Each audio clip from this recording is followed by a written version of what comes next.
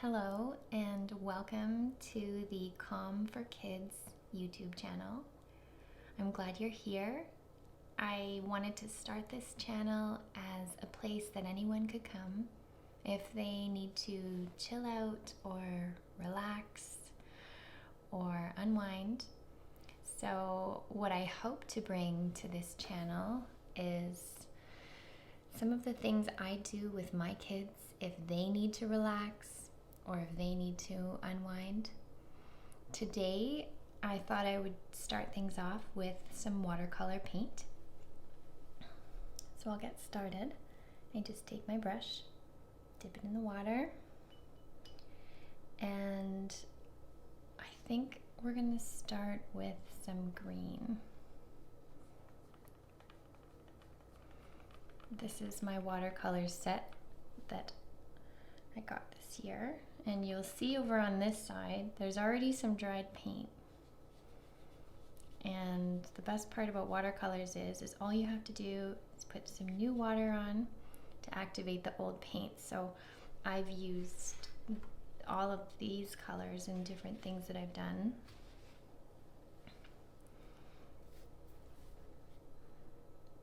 But today,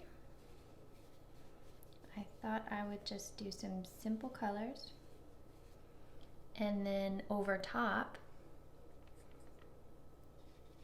we can use a black permanent marker, and we're going to do a little drawing that my daughter likes to draw, and I'll show you how you can use your paint in simple shapes and then add to it using markers to kind of give it some personality and details, because it's hard to add that with paint.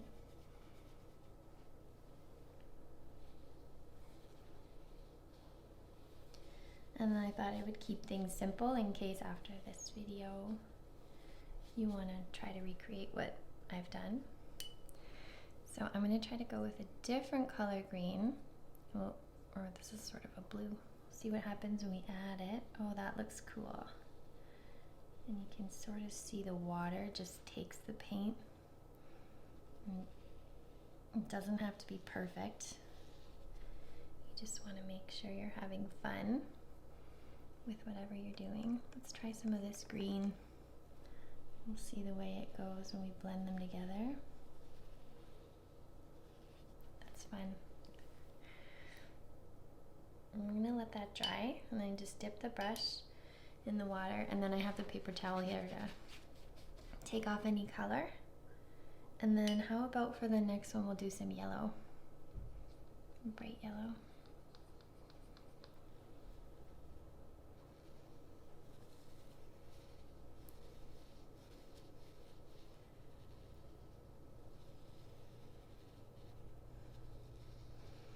There is some little bits of dust on my brush, so you can see that in the picture. I can just flick those off. Something that I've learned with my kids is that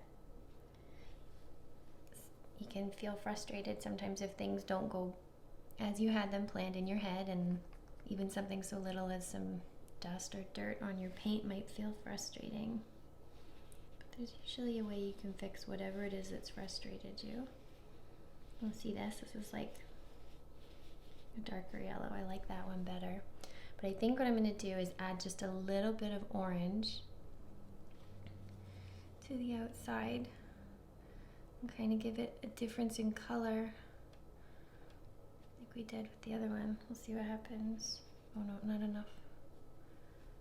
There, I'll try this. I took too much off. Let's get some more on there. That looks so cool. And then it all kind of just blends in, and even after you move the brush around and then you get these little water drops, at first you think that it's going to look weird, but when it dries, it ends up looking like you've had this great plan the whole time and spent a lot more time on the picture than you even did. So what do you think? Maybe for the last circle we'll do pink. I've used this pink a lot, and you can see there's some cracks in the paint, but that doesn't matter. It's all just about adding water to your watercolor and picking up some pigment the paint pigment, do a little guy here. And maybe for the secondary color we could add some purple. Yeah, there's some water on there. So we'll do, I think this one is the purple. It's hard to remember. They're a little bit dark. I think that's blue. I might have just gone, oh no, that looks good. Sorry, I had to stop the video. My dog started barking because someone came to the door. So let's continue. Let's get this purple wet again.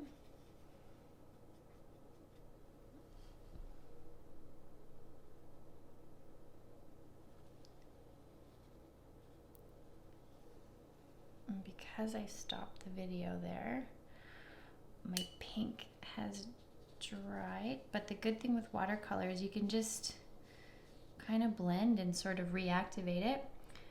I'm gonna get back into that pink color there, and this guy has now turned into more of a purple circle, but that's okay. Oh, there we go. Get that kind of like that, and then I'm gonna just add just a touch more purple to the edge to kind of blend it, and then we'll leave that like that. And now that these guys have dried, let's see what else we could add. Maybe a little bit more blue, like a turquoisey blue. We'll see if we can add. With watercolor, there's different ways you can paint. You can paint wet paint on a wet paper, or wet paint on dry paint. And it gives you different effects. Let's try to sort out that yellow there and kind of blend it in. It doesn't really matter because the picture we're going to do, we're going to be drawing right over top of these circles.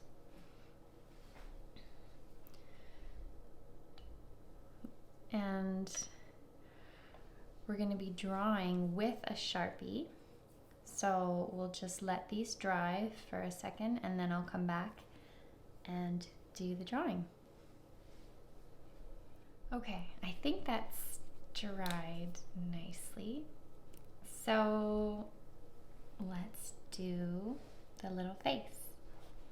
So again, this is a little guy that my daughter famously drew as soon as she was able to start drawing. These are the stick people that she liked to draw, and I think they're adorable and hilarious.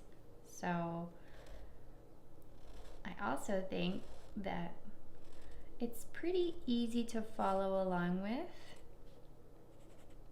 if you want to try to recreate them yourself. And that's it. You can also outline the paint circle if you want to. I think I'm just going to leave it. But the main idea is 2 eyes, an almost happy face, mostly a straight line.